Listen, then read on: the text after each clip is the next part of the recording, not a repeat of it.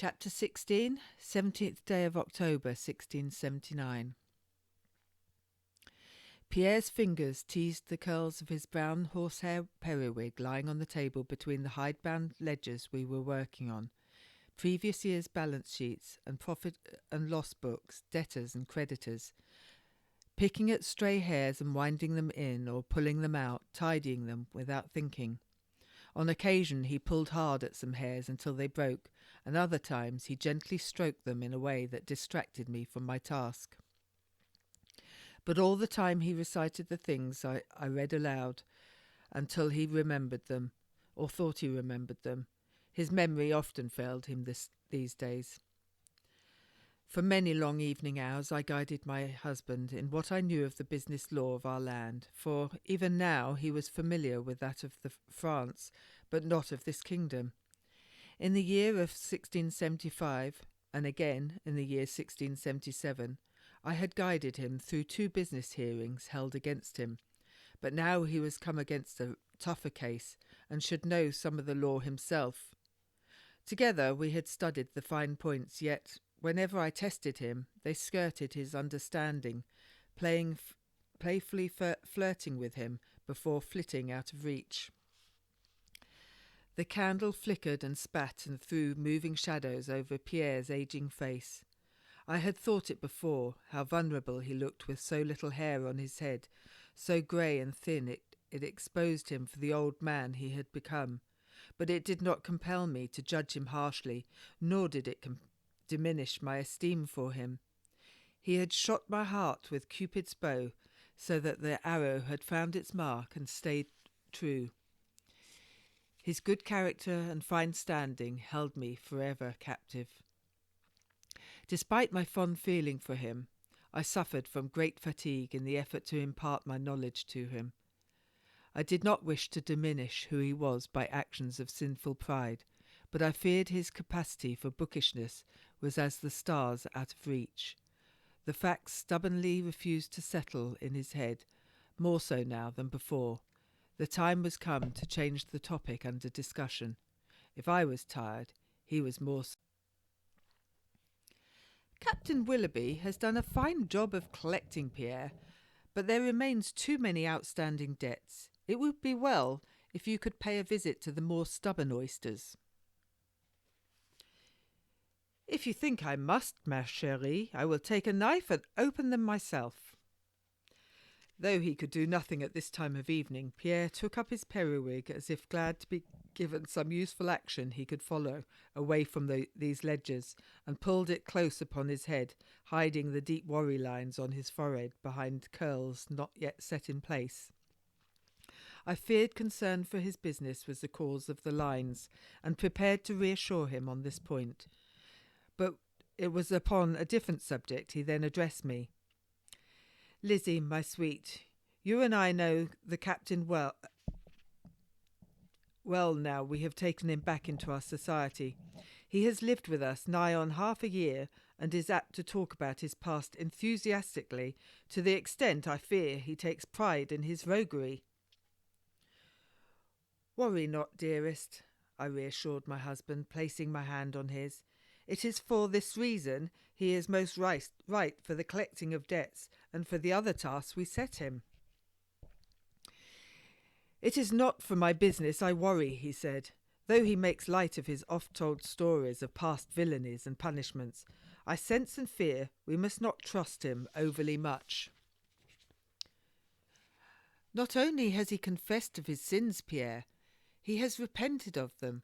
With my own eyes I have seen him stand in the yard and flail himself with Franciscan tales, and he prays fervently for the Lord's forgiveness.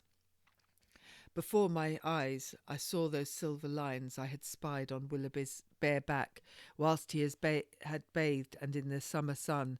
So criss-crossed were they that unmarked skin was rare there. I remembered the compassion I had in that moment, and how I would have cared for him tenderly as my own child had he let me. But he would have none of my attention. He pushed me away, threw on his shirt to cover the welts he had since added to past ones, and turned his back on me. Save your kindness for one that deserves it, he said as he walked away. I did not miss how his voice shook. Well, I am not convinced. He still keeps company with those he did mischief with, and, as well, a man I did business with said he saw him come from Lord Stafford's home. He is not to be trusted. I wish you to consider this wisdom and avoid his private society when you can. He will do me no harm, dearest one. He is beholden to me and to you, for his freedom and for paying his debts. I fear you worry needlessly. And I fear not. From what I have heard of him, and what he has told us himself, a worse scoundrel you could not care to find. We are chickens homing a fox under our roof. I defended Willoughby, though I knew not why. Nature may have made him a fox, but like a tame dog, he serves his master. His ways are to our benefit. They are for our use to us. If he has sin left in him, I have not seen it since he has stayed in our house. It is not our place to judge him, only to forgive him. If he has sin left in him, like a fox he hides it so we do not see it. One more thing. Pierre paused, as if not knowing how to phrase the next. And this is of a nature more delicate. He has earned still he hesitated, name, a reputation with womenfolk, and that name is Don Juan. I do not question your devotion, but I insist you must not be alone with him any place that could give cause for mischievous tongues. Some have before now whispered in my ear that I would be unwise to leave you and he alone together. At the sight of my face, he held up his hand in mock defence. Of course, I have laughed at them, but it would not do to put yourself in a position where those busybodies have substance to talk of. Despite his making light of it, Pierre's eyes were serious, and I knew he believed there to be a real danger to my reputation. I will take care, my dear, but he is too young, and I am too old for any ear to believe that wagging tongue. He is a handsome rogue, and, from all accounts, does not see wrinkles as a barrier to his amours. Your years have been kind to you, Lizzie, and you are so much younger than me. Some believe me already cuckold. Before I could catch myself, an image of the captain romancing me, courting me, brought burning to my cheeks. The idea that my many years might not be a barrier to his doing so gave me a moment of stolen satisfaction quite removed from the affection and passion I shared with my husband. I bent my head to hide my guilty blush, and turned back the corners of several pages of the nearest ledger, then dropped them back again. I hoped Pierre would think my fluster was from his flattery of me, or perhaps from his revelation that others thought me an adulteress. We have spoken of this together many times, dear one. The only thing meant by your having more years than me is that you were born before me. It is only a matter of time, not of the heart. We were fortunate that we two were born in the same century and close enough in birth for us to find each other. We are lodged in each other's heart. I smiled and kissed his cheek as I quoted our friend and favourite poet, Cowley, that we often read to each other. I will guard our reputation as much as I might when my profession prepares fertile grounds for seeds of suspicion. Pierre grimaced in a way that showed me he knew that this to be true. My would-be protector had lived long with the good and bad of my trade, but that did not give him acceptance of some parts I was cast, though I was fair to act those parts when I must. Now, I said, wishing to change the subject of our conversation once again, if you wish to help your own business, Pierre, you might have Willoughby winkle payments from these who are not much more than a month overdue with their payments, and not let them become oysters from the first. At his nod, I continued on the subject we had been so engrossed in before other concerns. And when you're in the court, you must carry these books with you, I said, placing my hand on the pile of finance ledgers. You must mind well all I have spoken about this night. In word of the law, you have done no wrong to this one you are in court with, but they say they have witnesses to the contrary, so we must prove our case. Pierre placed his hands on mine in a shared pact with both my hands and the book it rested upon, and with sincere eyes said, I swear I will do justice to your teaching, ma chérie. Abruptly, the door burst open, and with a bang, Pierre withdrew his hand and stood to face the intruder, pushing his chair back with a screech on the polished wood floor. The chair lay tipped over and untouched, our attention turned on our visitors. Masters Townley and Palmer stood a small way inside the chamber, cloaked with cold autumnal air that crept along the floor to our ankles. Seeing urgency on their faces, my first thought was that a woman needed help birthing, so I also came to my feet and crossed the floor to my midwife's bag next to the comfortable fireside chair where I had dropped it when I returned earlier. Monsieur Cellier! Monsieur Cellier! Palmer's words halted my hand from the handle. It was not for me for whom they had come. Make haste, Monsieur Cellier! Captain Willoughby! He looked guiltily at me before continuing. Captain Willoughby is steeped in liquor. You must come and take him away. It would not be the first time the captain is in his cups. I am sure his need for a wet nurse is past. Pierre's peevishness hinted of more than exasperation for being called to fetch Willoughby home. Perhaps he had, after all, detected my earlier thought that I now sincerely regretted. Having dismissed any need of his attention, Pierre picked up the chair that had fallen and began to sit, but halfway to the seat he was brought back to his feet by Townley's next words. It is not for the captain I ask you to come, but for us. His intoxication brings danger to us all, with a lack of caution and loose tongue. You say he brings us danger? I asked. That cursed loosener of tongues. Townley knew better than to give the answer of my question to Pierre, as some men would have done. He turned to me and said, Schemes and designs spill out from him and into many interested ears. His revelations are causing a considerable stir, and there are those who stand up and challenge him. We left the coffee house in a most ominous mood. Make haste before he reveals too much. Now I was included in the plea. I came to Pierre's side, took his arm and beseeched him. He knows more than he should of our plans, and if he is in his cups and his mouth is so loose, we must bring him home before he murders us all. My dear, if he is so intoxicated, his words may be considered those of a drunk fool. I would not be so certain. I turned my back to the Jesuit youths and asked, Where is he? At Fars, under the sign of the rainbow.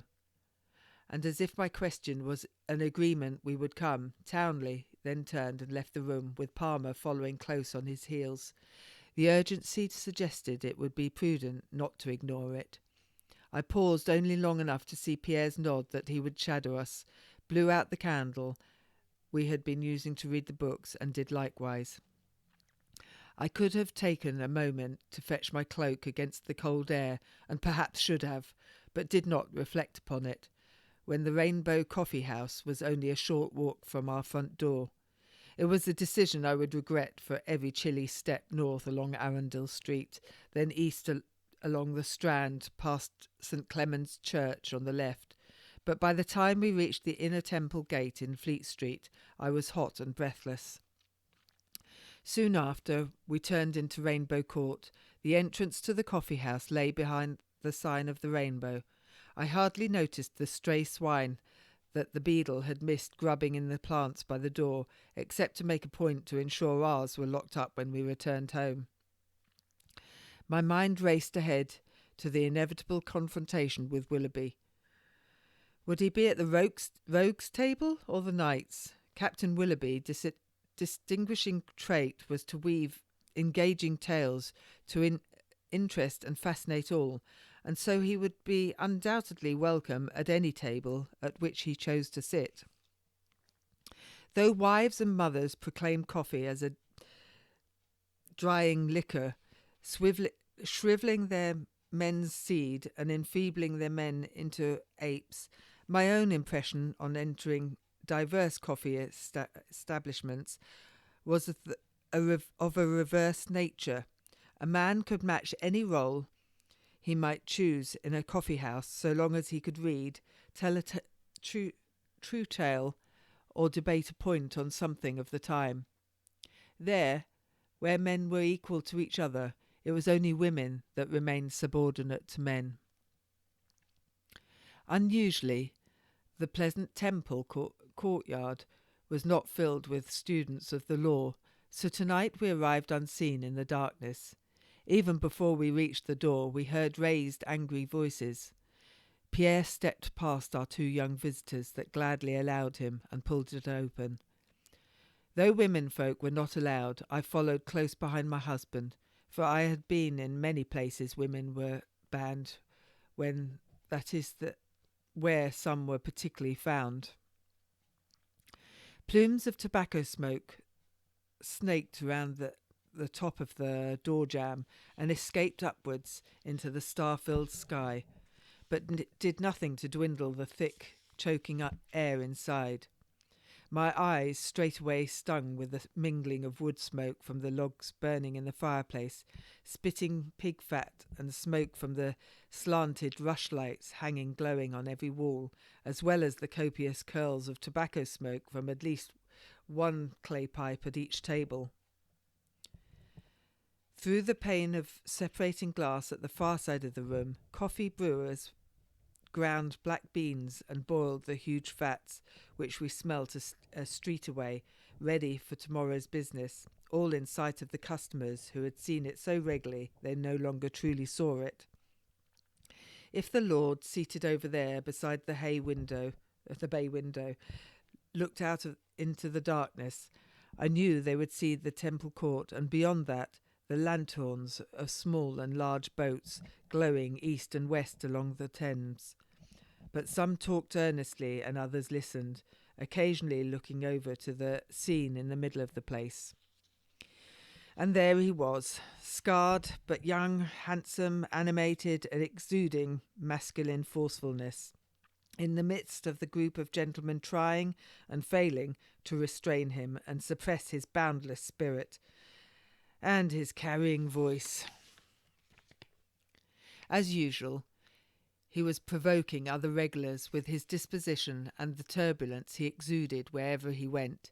He could not help it, though I should not disdain it as I would in any other. I could not help but soften at his childishness as he jovially argued with two men that still had sheathed swords, as evidenced by the hilts protruding from their sides. How long they would stay sheathed I did not know, but two things were obvious. If he continued to rile other customers, he would soon be at the point of more than one weapon, and that he would betray us if he continued to speak out as he was doing. "The king is in danger, I tell you. There is a plot against him. Do you hear me? They say the plot is by the Catholics, you see, but it is not the Catholics at all, but the Presbyterians, you see. Ho! Monsieur Cellier, tell them about the plot. Oh, there's Madame Cellier by his side. Come and tell them, Elizabeth, come and tell them about the Presbyterian plot against the Catholics. A plot the Presbyterians falsely cast upon innocent Catholic shoulders for plotting against the king, as fast as magnificent as any story by Alfred Bean, do you not think?" "Pierre, make him stop," I whispered hoarsely, trying not to flinch with each statement the fool threw into the hotbed of tattle already rife in the coffee house. He throws out indiscretions from his Pandora box mouth. He can only do harm if his lid is not closed. That he called me by my given name would add a different injury to Pierre and me. No man will listen to such a fool, said Pierre. The poetic welcome display inside the door notified customers of the rules, but did not warn the customer of the remarkable power of transport a few words might take from ear that accidentally overhear to ear that seeks out this information. Words in significance to some might be read as treason by others. When a man might be tried for treason for merely imagining the king's death, what our friend, the good captain, was loudly spouting would surely be pleasing bounty to the wrong ears. The attention of every lord by the window was entirely on the actions of Willoughby now, as was that of every other man in the room. Even the pot boys stopped pouring thick black liquor into the dishes on the tables, or paused their task of replacing the spluttering rushlights before they flickered out. He would once more be the talk of the city on the morrow. Willoughby flailed free from his restrainers and thrust his hands, palm down, upon a nearby table, causing the coffee dishes to jump and one to spill over. One thin man sprung to his feet at the opposite side of the table from Willoughby and drew his rapier sword. His embroidered blue dress coat was not the style of our three kingdoms, but of a type oft worn by good King Charles on return from his exile in France. An uncommon design, it was trimmed with Flanders lace that Custom House might take notice of, and set off by an undershirt with frilled cuffs over blue silk breeches. He wore the feathered hat of a cavalier and a long moustache that turned at the ends over a pointed beard. His voice held the familiarity of being obeyed. "Do you come to prepare for a fight when here we are all for discussion and debate? A most peaceful pastime. Restrain yourself, man. You carry yourself with the dignity of a baboon and the mouth of a woman." Willoughby barely responded to the insult, so intoxicated was he, nor to the sword facing him, nor to the raised hand signalling readiness of the cavalier to back up his words. Though he lifted his head to meet the man's slitted eyes, it appeared he had no muscle to lift his hand from the table, but still his bold impudence remained strong. "And you, sir, are a tailor's dummy. I bring you news of the gravest nature, of import to the king himself. Yet your ears are covered in cloth and your actions without sense." "To your sword, sir. You tell us of this plot and that, and accuse every religion. Look around you, man. This night you have accused every man in this place of conspiracy. Do you see any left to be your knight? We are dignified men here, sir, and your hot breath does not mingle well. I suggest you leave before you have injury to yourself, else drink a dish or two of Mr. Farr's excellent Arabian drink, and quit your ranting." Willoughby's expression did not change. He seemed to puzzle over the other's words, but his head was too filled with liquor to be able to do so. Then, without warning, he pushed himself from the table and lurched towards the four of us by the door. He reached the door before he saw us again. Then, on seeing us, he stopped suddenly and smiled and held out his hand. "Ah, there you are once more, monsieur et madame. S'il vous plaît, give me 12 pence in advance of my work. I have erred and offended these gentlemen, and must do right by them and pay for a dish each." He tapped on the pinned-up sheet on the wall, displaying the coffee-house rule verse, the like of which is found in so many similar chambers, and read out loud the part that said, To limit men's expense we think not fair, but let him forfeit 12 pence that shall swear. He shall any quarrel here begin, shall any quarrel here begin, shall give each man a dish to atone the sin. Non, Monsieur Willoughby, you have had bounty enough, said my husband. As ever, when Willoughby and Pierre stood side by side, I was drawn to compare the two. For once, Pierre's grey age and dignity was so much more preferable to Willoughby's youth and impudent, handsome face. It seems you have also had ale enough. Pierre's subtle efforts to draw the captain out without his causing trouble failed. He was drunkenly rebuffed with a sneer. Then I speak to the lady with the purse strings, monsieur. Pierre stopped only for a moment. In that hesitation, it was as if he had been run through with the tip of the sharp thrusting blade, but he fast pushed whatever thought that stilled him aside and continued towards the bar, ignoring the drunkard. He put a penny on the surface and another on top of that. The man working there had paid attention to the preceding actions and needed no instruction, but quickly poured a dish of coffee, then another.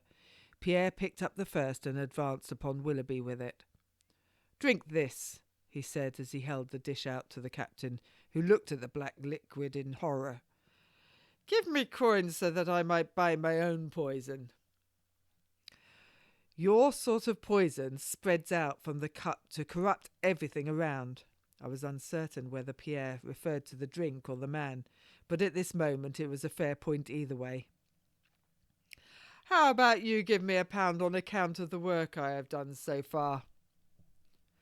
How about you take a sip of this medicine, and then we will talk about it? If you papists are so oyster-tight with your money, I will go to Lord Shaftesbury. He will give me plenty. Have you no honour, man? You fly from nest to nest with no loyalty to any but one that holds the golden egg. Pierre's spoke his words quietly, but a nod of iron ran through them. His soft demeanour had fooled many a man to think him a fool for his age, but oftentimes they regretted their hasty judgment. The thin man with the blade still drawn again raised his other arm above his head in challenge to fight. Men at nearby tables had put down their coffee and stilled their pipes to listen with great interest. It was too dark to see who sat in the corners. There might have been some that had more than a natural interest in this event, more than that of an accidental bystander, and this conversation was becoming one that those in other places might pay to hear. I did not wish to frustrate Pierre's efforts, but was impelled to speak to hurry this affair to a conclusion. As I opened my lips to speak, several things happened at once. The thin man with the sword came round the table towards Willoughby. Willoughby, seeing this, attempted badly to draw his own sword, but instead struck the dish of coffee from Pierre's hand. The coffee spilt on a poorly dressed man that sat close behind Pierre. Quick on his feet, that man pushed down his chair and shouted at both Pierre and Willoughby, "Fools! Take your fight out into the street where it belongs." And he too drew his sword. At that moment Willoughby unbalanced as he unsheathed his own sword and rolled back on his heels, falling against the back of a man who had eaten too many meals, and making his chest bang hard into the table with the sound of a much expelled air. Oof! I was only glad this man did not also have a sword. However, he did have a voice, and his angry shout carried to all corners of the room, so that the curiosity of any that had hitherto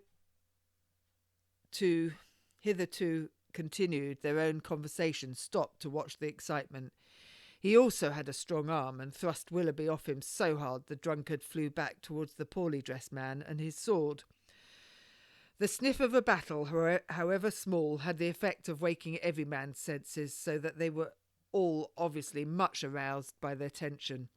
Shouts and cries rose from the sober men as if they were spent the night in a tavern instead of a coffee house. But however different their opinions and debates might be, they happily united against the captain. I lost sight of Pierre for a moment, but when I next spotted him, begging the pardon of the badly dressed man, it was with horror I saw Willoughby bent over and staggering across the floor towards him, sword raised in one hand and his other outstretched to balance himself. The gentleman that first stood to his feet grabbed the unguarded hand to steady him, so that Willoughby spun fast around, his sharp blade following his body and not caring where it cut. The edge of it struck Pierre's side, and he yelled out loud, his hand going to where it hit and coming away with blood on it. He turned on Willoughby, angry now. "Ungrateful knave, you go too far. You wound me in every way." Without further ado, Pierre easily grabbed the sword by the hilt from the shocked and unrepentant fool that had the empty face of an imbecile, wrenched it from his hand and threw it to the floor in disgust. With one hand holding his side, he stood tall and grabbed a fist of Willoughby's shirt from his front and pulled the man close to his chest and growled loud enough for every person to hear. "Get yourself together, fool. I am taking you home." Then, with the dignity of a man of honour, Pierre, still holding tight on Willoughby's shirt, turned him towards the two men with a sword. "You have offended these good men and disturbed their night with your prattling nonsense. You must atone for your actions, do right by them." As he said the last, he let go of Willoughby's shirt and bent to pick up the sword he threw down only moments before. He held it in front of his face so the silver caught the firelight, and taking a cloth from his pocket, wiped the blood off it. Then, still wiping the cloth up and down as if he were sharpening the blade with it, he looked at the clammed shut captain so hard I swear I saw him flinch. "If I have offended you, I humbly beg your pardon, sirs." Then, as he had in front of the king, he circled his hand 2 times above his head, swept it wide as the sun's path across the sky, and closed the elaborate bow by it bending low, where he happened upon his hat that had fallen unnoticed from his head. In a smooth movement, he grabbed it, stood up straight, and placed the hat back on his head. No matter, his periwig lay somewhere beneath some man's feet. He wobbled as he completed this move, and Pierre grabbed him by the arm. As Pierre left, he threw a shilling to the table closest to him and said to the closest potboy, "Be so good as to fill these gentlemen's dishes, boy." With that, he dragged the captain ungallantly behind him and headed for the door. The 2 boys and myself stood to one side to allow him through, then followed quickly behind, closing the door behind us. The autumnal night was crisp and cold, especially so after the warmth of the coffee house that had a fire burning night and day to make the drink. I shivered with cold and tension, fervently wished I had remembered my cloak. I almost ran to keep up with Pierre and Willoughby, who Pierre continued to drag behind him with more strength than I would have given him credit for. Suddenly, Willoughby twisted free from Pierre's grip and stood apart from him. "You are not my father, monsieur. Do not hold on to me as if you have authority over me." Pierre again squared up to the drunk, and I was pleased to see he measured up very well. I had always thought him the smaller of the two, perhaps that his age had wilted him. But now he had at least an inch over the small and miserable Willoughby. "You dare question my right over you, you unmuzzled maltworm? I have taken you in and given you employment. I trusted you into my family and home. I have endured endless stories about your deplorable life, borne tales of how you have tricked gallant men of their well-earned savings, abided your arrogance at how you have survived being cast from town to town because no honest man will tolerate you for long tolerate you long for your crimes, and all this with the belief that you are a fox changed into a more homely dog. But all the while I have harboured an unrepentant, cheating scoundrel, a thief, a rogue, a villain that does not deserve such kindness." "Take it back, sir. You blackened my name." The cold air seemed to have sobered Willoughby up somewhat. "You tarnish your own name, Captain, if that is what you ever were. You behave only as one from the prison, not one born of good blood." "Kiss my breeches. I am of noble blood, I assure you." "I have heard it said you stole horses from your own father when you were only a lad, and that your fingers were as lime twigs, that you could not enter any house that something would not stick to them." "You insult me, Monsieur Cellier." "I have also heard it, that you are a coiner, and the marks on your hands are where you were burnt for your deeds." "I am outraged." Willoughby did not seem so sure of himself now. It appeared that some of what Pierre was saying had power over him. "Furthermore," continued Pierre relentlessly, "you told Madame Cellier the scars on your back were self-inflicted by the claws of a cat to repent your sins, but I have information they are whipping marks from your previous convictions. What say you to that?" "I say you listen to the gossip of men that you should not leave a birthing bedside." That was the final straw as far as my husband was concerned. He drew back his fist and swung with all his might. The sound that filled the freezing air was satisfying if I had a horsewhipped him myself. Willoughby flew back and landed on his buttocks and skidded a short way. His sword belt broke and flew off to the side. Satisfied he did not stand again, my husband turned on his heel and strode off towards his home, still holding his side. As I approached Willoughby on my way to catch Pierre, he felt his face with his hand and whined pitifully. "He broke my jaw." I reached him, and he held out his hand to be pulled to his feet. I ignored it and said, "I want you out of the house. You must move your things from the garret at once, you ungrateful, ungodly cur. We do not wish our children to be influenced any longer by a man such as you," and walked on. His present actions having wholly outweighed the benefits of his past that we might have use of, the two priest-scholars trailed me also, ignored his hand, and moved faster to catch up with me. From the road behind us I could hear Willoughby still protesting and pleading his cause like a squeaking pig. All the world does ride me. I was only following your instruction, yours and those of Lady Paris and the Duke." We left Willoughby complaining behind, and soon found ourselves at home, where I made herbs and bread into a poultice for Pierre's wound and bandaged his side. With good fortune, Willoughby's sword had barely scratched the surface, and although there was blood, it had not cut anything vital. I worked quietly, not wanting to speak, though I could not help caressing Pierre occasionally and finding a moment to kiss him thoroughly. He had a youthful sparkle and strength about him that I had not seen in him for a long while. He was more attractive to me now than he had been since our last child was born and lost. There was something most becoming, most romantic about a man who can pick his fights and win.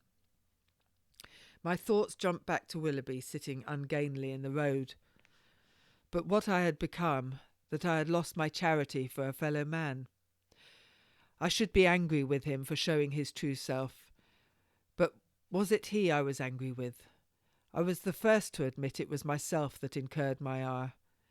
Was I so vain I had thought to be the one to change him, to make him an honest man? I had rescued him, thinking I was a good woman of charity, taking him from that place and giving him a home and a job and changing his course in life. All I had done is moved his course through my life, but still it ran where the strength of it would take it. As I replenished bottles in my bag, Peter stood and came up behind me, put his arms around me and pulled me close. Pierre. He is gone from the house? I have ordered it so, I said, leaning against him and feeling the warmth of his chest through the open shirt. Do I come across as a bawd, Pierre? I am told I am a bawd and a wit. You are a good woman, ma chère sage femme, my sweet flittermouse. Do not think more on coffee-house talk, nor on that of the street. The ones that fill those places have nothing better to do but to comment on the lives of others when they have none of their own. But am I of any use? What if I have done wrong by sending Willoughby from here? We gave him shelter and a job and took him into our home, then cast him out when he was but himself. What kind of charity is that? Your charity has helped more than you remember, ma chérie. From what I am told, you have made bail for hundreds, maybe 1,000, and you have given relief to more than double, with food and blankets and arms. Most of all, you have given many hope that they would never have otherwise had. Never doubt it, my dearest. You are a good woman. I loved my husband for those words, but he had not reached the end of them.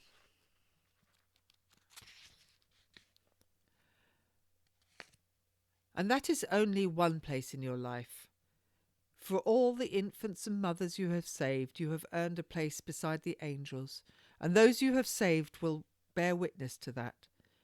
Think you on all that you have done, and you must see a line of those lives you have saved or made better in this world.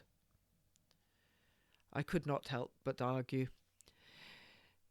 Yet I am spat on in the street, and I have been beaten till the last breath of life was only returned to me because your hand held mine, my dear husband, and you were my beacon. I used to navigate home through the darkness. As a woman, I am given no credence except that I demand, so long as that have what I want, wish to give it. I am denied an education, only receiving one for that my own mother had an education from her own mother, and as a Catholic I am unable to work with any but my own kind, and as a midwife I am considered untrained and uneducated, though I know more than most, and if I am not employed in searching our witch marks, I am marked one myself. I am then ostracized from much of society, my own class, so I cannot practice openly for all that ask me. Nay, I am a monster in the 3 kingdoms. Whereupon the outpouring came from, I do not know, but it thankfully fell on my dear husband's ears. If it had fallen on another's, my words might not have received any understanding. My dear Lizzie, come with me to France. I tell you, you would be respected in every house. Your rank and circumstance would be a boon, and your fine wit and your good charity would be of the highest grace. Here we are as black sheep in the field of white. In France we would be a black sheep in a flock of black sheep. In a country of non-Catholics we are considered a hidden cancer that will eventually cause pain and death to all who surround us. Yet in France we would be the healthy body. Consider it, ma chérie. Let us go there, where we are not outcasts in the eyes of the law. Such temptation was hard to resist, but I was bound by obligation to my craft, to those that needed me. One day, Pierre, one day, I said. I cannot leave at this time. I cannot run out of on the Catholic mothers, who might otherwise be left untended, and who else will look after them? And what of those innocents accused in prison? I knew that would be your answer, my dear Lizzie, but please do not let that day be when I am dead and gone, he said sadly. I did not know what to say, for I knew he longed to return to his homeland, but I did not know any other life than this.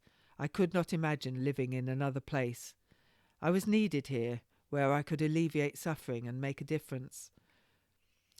Though it be safer in France, there would be none that needed me so much. We will see your homeland again, Pierre. You have many good years ahead of you yet. I could not bring conviction into my voice as I would have liked, but Pierre pulled me close and simply said, I know, Lizzie, I know.